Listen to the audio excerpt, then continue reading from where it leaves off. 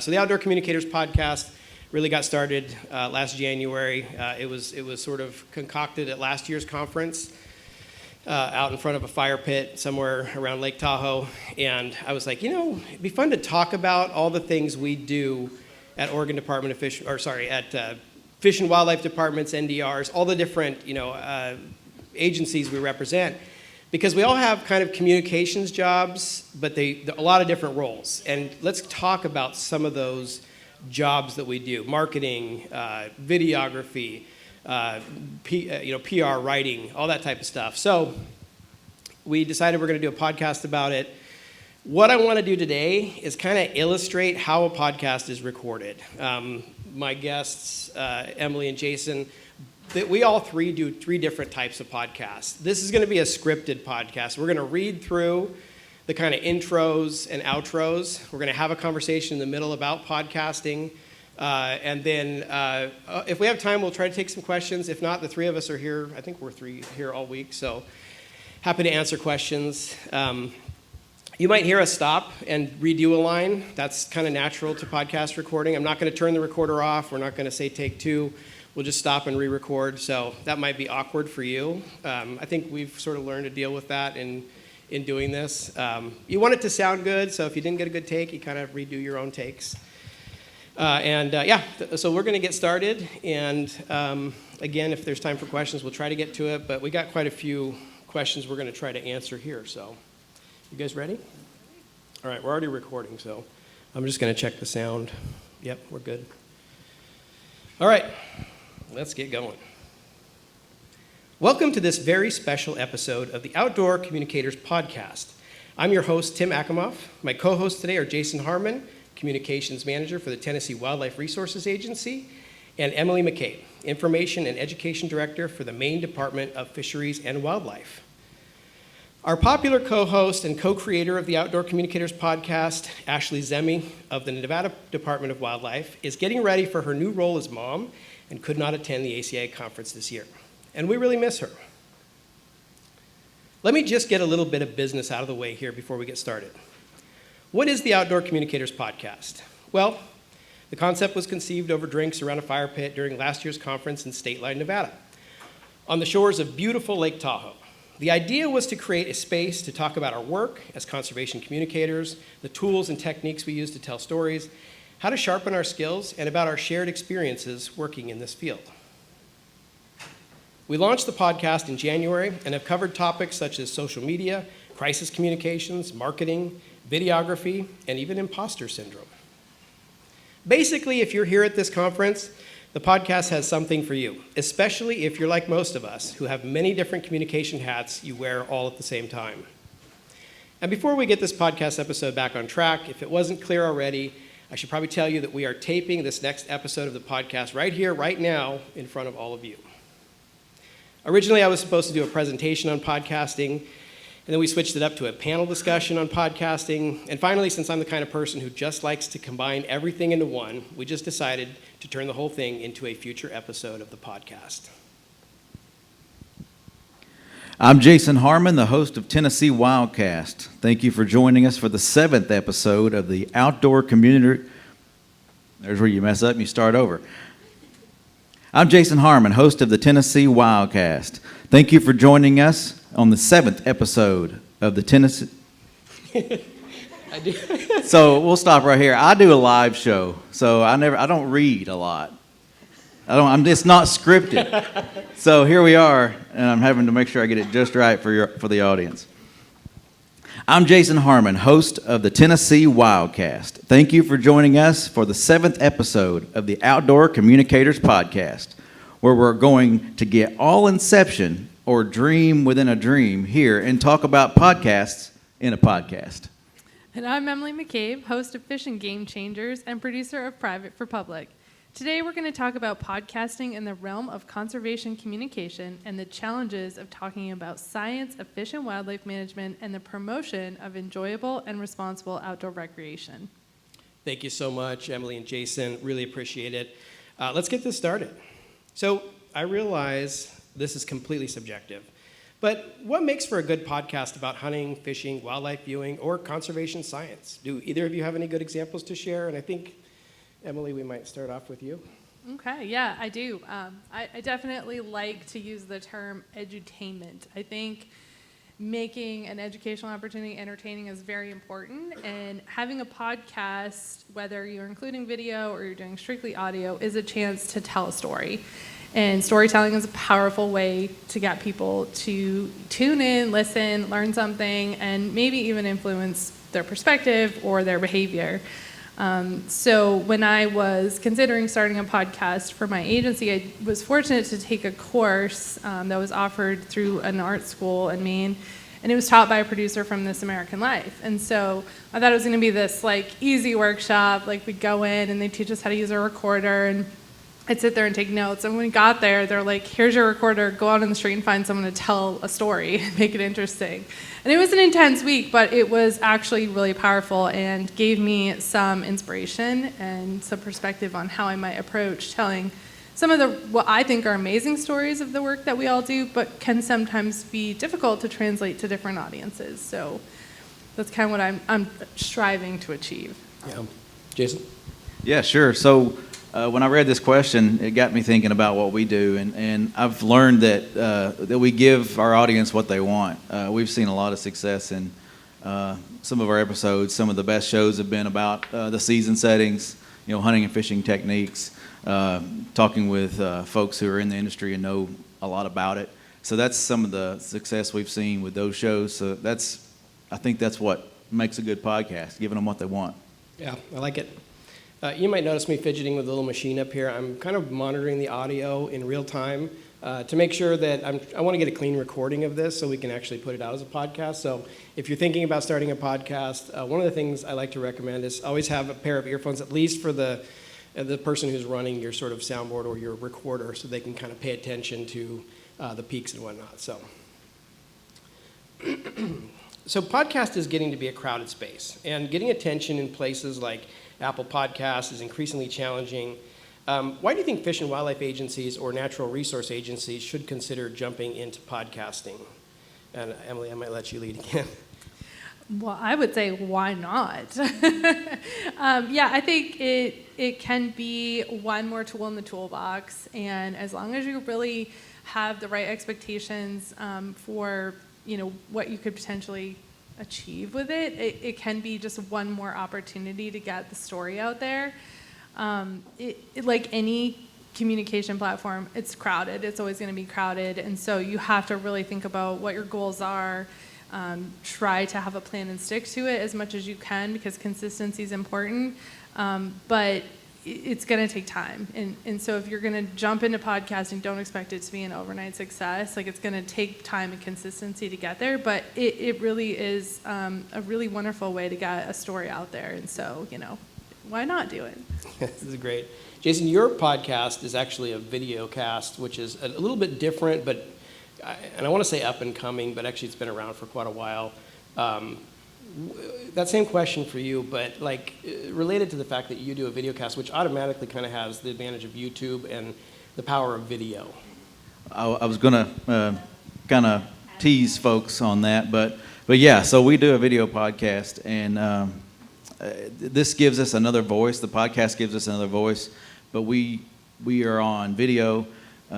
TV stations across the state, government channels use this for their stations, and then we have the YouTube, but we also are on radio. So we're branching out into different markets and giving us a voice on those different avenues to share our stories, our content, and that kind of thing. It's a good way to reach a new demographic.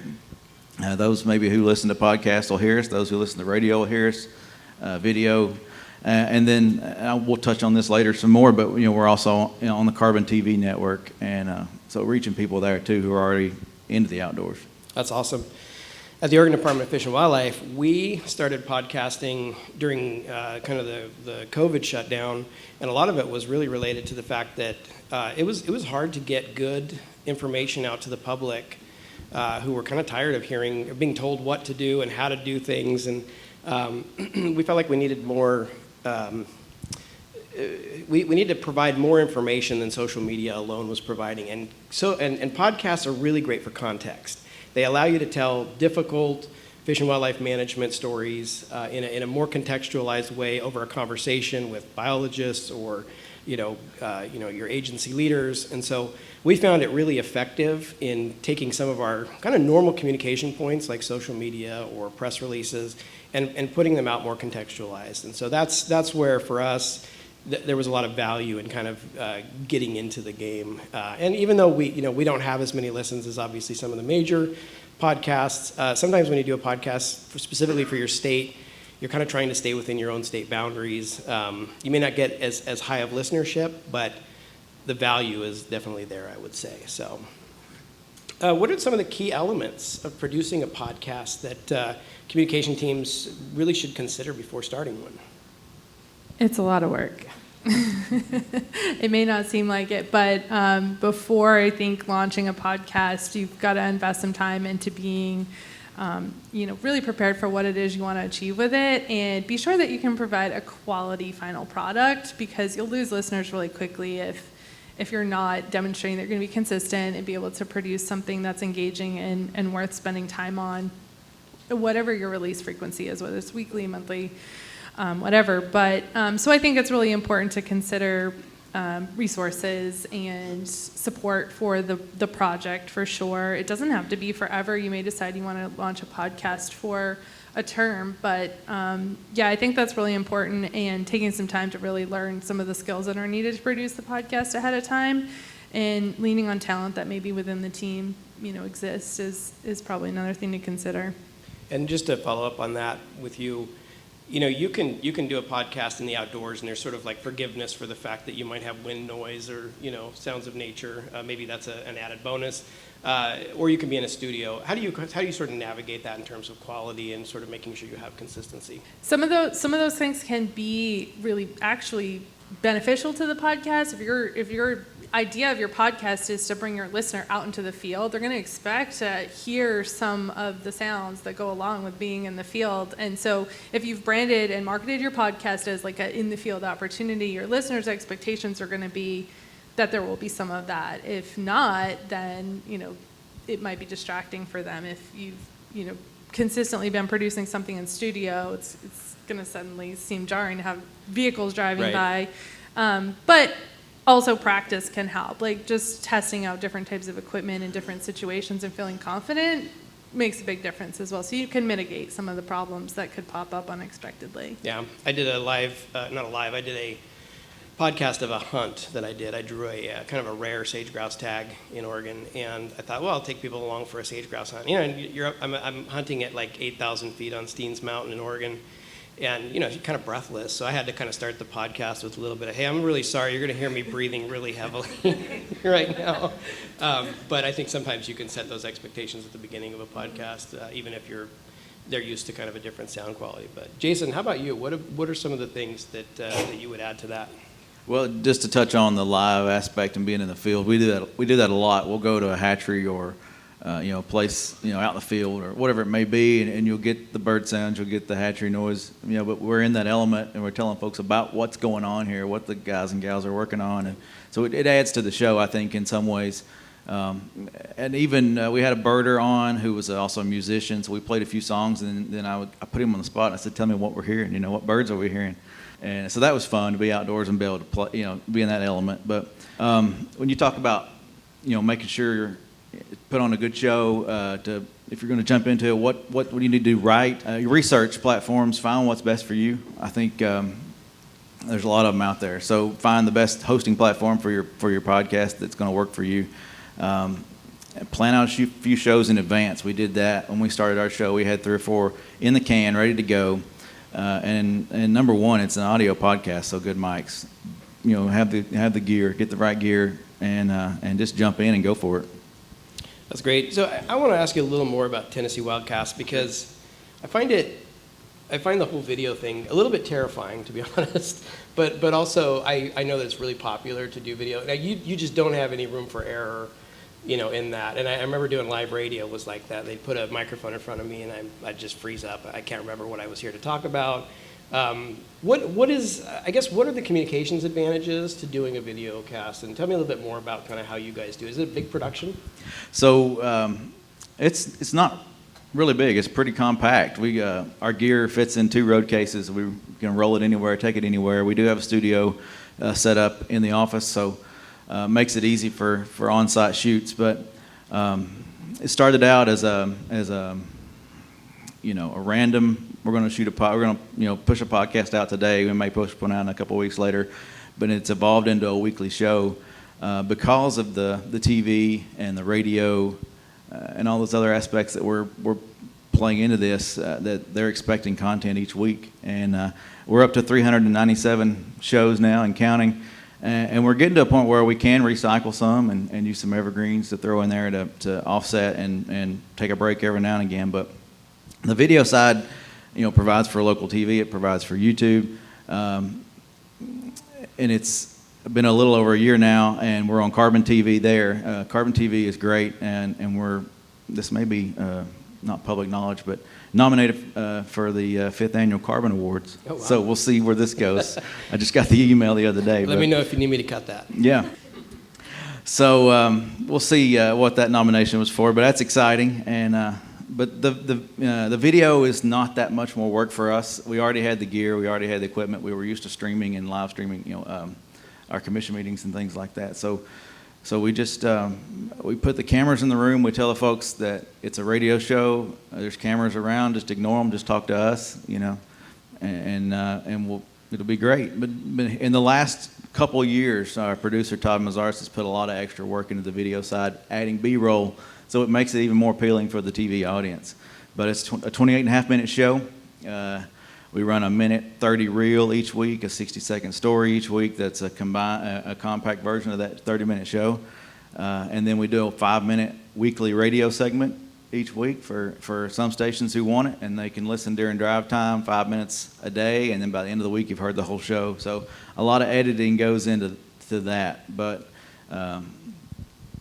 I guess along the lines of this question here, I had some other points here. It's hunting, it's fishing, it's watchable wildlife, it's boating, it's biology, it's product spotlights, it's where to hunt, where to fish. We have country music artists come on from time to time to talk outdoors and play some music. Local athletes, local products. Tethered is in Nashville or in the Nashville area now, so they came on and talked about their products. We had Cal from Meat Eater on one time, which was cool. We recognize our partners and just try to show people the outdoors and get them out there. So. Emily, tell us about your podcasts in Maine. Why did you start them? What are the purpose of each one, and what benefits are you seeing from starting them? Yes, we have 2 podcasts in Maine, but our original podcast is Fishing Game Changers, and the format that we follow is quite a bit different than Jason's. So it's very much tailored to my personal experience in the agency as well, the different work that we do and what some of the more challenging stories are to tell. And so I kind of lean into that and use natural curiosity to try to take a moment to sit down with a coworker and like kind of spotlight what they're working on, but also let them be who they are. Because I think it's really powerful for an audience to see that people who get into this profession are, very diverse. Like lots of people come from different backgrounds and experiences, but are very passionate, and their careers are, part of their lifestyle. And so it's just a chance for me to sit down and let them tell their story. So that's what Fishing Game Changers is about, but really like our goal is to target that to an audience of people who don't know anything about fish and wildlife management and try to inspire them to want to know about it and to care about it, so they'll help protect it as well. So that has a very unique purpose, and the format that I follow is I sit down and talk to my coworker in a conversation, and then I take that audio and I pull it into a transcript and I chop it all up. And so I take sound bites from parts of or stories that they've shared with me, and then I script out my own narrative to try to emphasize something or clarify something or just build more context to it. So the final product does come out pretty polished for the most part. Our second podcast is Private for Public, and in Maine we have a unique situation where the majority, 94% actually, of our open land is privately owned. And so it's really important to us that we have access to do recreational activities, to manage wildlife and our fisheries resources. So we put a ton of resources into this effort. And so the point of the podcast is to kind of influence behavior on the landscape from users primarily, but also shine a light on the amazing landowners that we have who support this effort as well.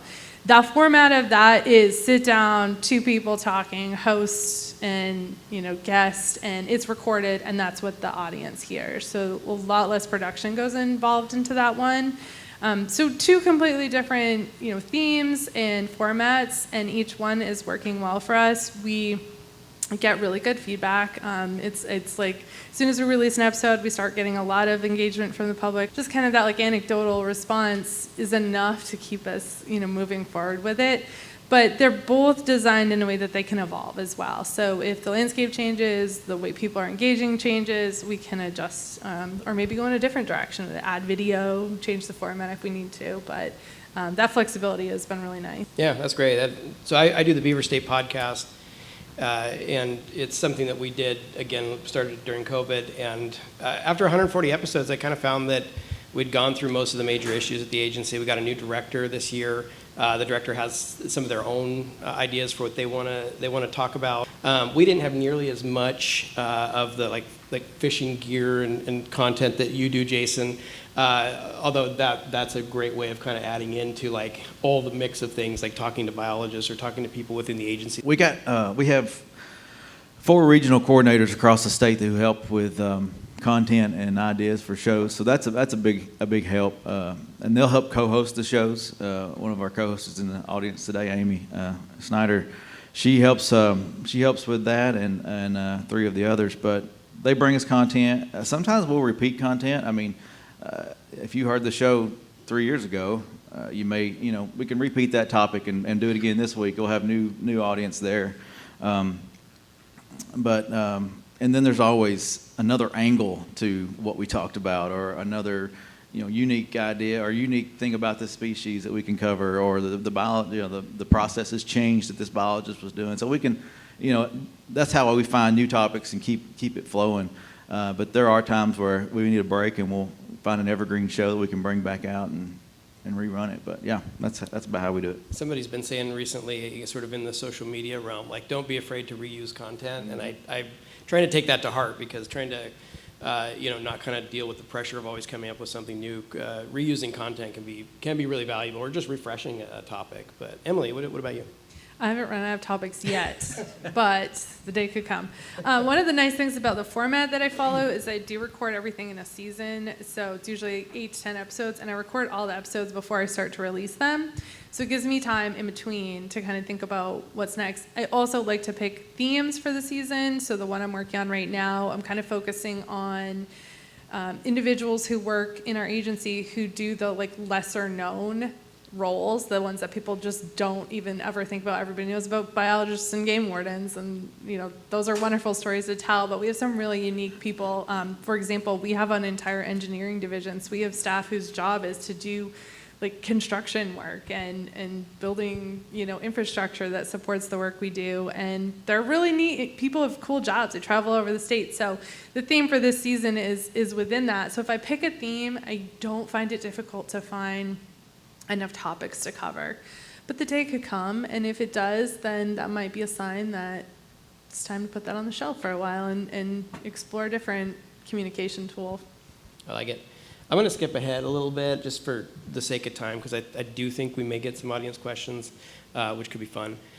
So I'm going to skip ahead to, I'm going to go all the way to 9, because the last 2 questions really, I think, capture a lot of what I want to talk about today. But I think a lot of us start off with a particular idea, like a weekly show, and quickly, or maybe not so quickly, realize that we should have done it differently. And so what are your experiences with this? Did you have to evolve the show? Did it evolve? And I know you guys have talked about this a little bit as we've talked, but more specifically, what was your thought process in kind of, I want to start with this, and then you ended up completely over here, Jason? Yeah, so like I said earlier, we started, posting the shows every other week or just as we wanted to. Early on, we were going live to Facebook with them, so and the time limit didn't matter. But when we evolved to the weekly show, it was because of radio and TV interest in it. So we put a time limit on it. We've got a great little app on the iPad that helps me cue the music, cue the outros. It puts a beginning and an end on it, and if we have to wrap up early, we wrap up early. We can come back and do another one on the same topic, a part 2 or whatever. But yeah, so we evolved to a weekly show just because of radio and TV and those other outlets, which gave us another voice to get our message out there. So That's awesome. Emily? Yeah, I think again, because the initial approach was to do these blocked out seasons, that just built in that buffer to avoid running into an issue where I couldn't keep up with a weekly schedule or stressful or scrambling, throwing something up last minute. So I think somehow I had that foresight in advance. I just maybe knew from a lot of other projects we'd done that I knew what I could sustain and what I couldn't. So building in that buffer. And I do think it's important to keep feeding that content machine. And so probably one of the deficits we have is that we have breaks between our seasons. And I'm sure listeners fall off and they forget we exist until we start talking about the next season coming up. So in hindsight, I wish we could sustain like back-to-back seasons like that. But the nice thing about having 2 different podcasts is one runs when the other doesn't, and one is being worked on while the other one is running. So that helps too, and it gives some variety to what our listeners are engaging with. Yeah. I think all that to say, basically, if you're thinking about starting a podcast, it may in a year not look like what you intended it to be. You'll figure it out with, sort of the nature of what your communications teams look like and how collaborative you are able to be. There's usually one person who bears the brunt of editing or producing. And so I found that at Oregon Department of Fish and Wildlife, that producing a weekly show was a lot of fun, but I also run all the social media, and so combined the 2 things were just extremely stressful to the point where it's like, okay, one of these has to go, but I still like podcasting, so let's rethink what we wanted to do. And so I tell you all that because I think the thing I want to leave you with is that podcasting can be a really fun tool. A lot of people think they should do it, and maybe have an idea for what you want to do. Just kind of be flexible, because it will evolve into something, and hopefully something that works really well for you in your particular format. So, all right, really final question. Any thoughts on the future of podcasting? Will it morph into something more video-centric like what Jason does in Tennessee, or is audio going to continue to be part of how we are entertained and educated in the future? Jason, what are your thoughts?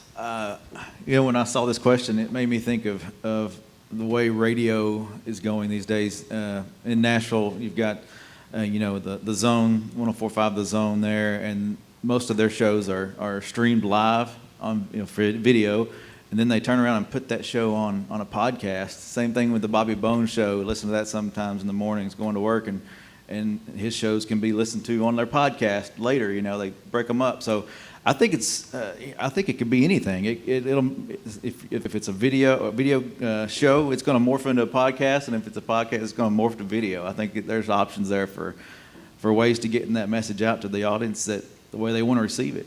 Yeah. Emily? I think with any communications project that you're going to undertake, you're going to look at, how successful are you reaching the audience that you're striving to connect with.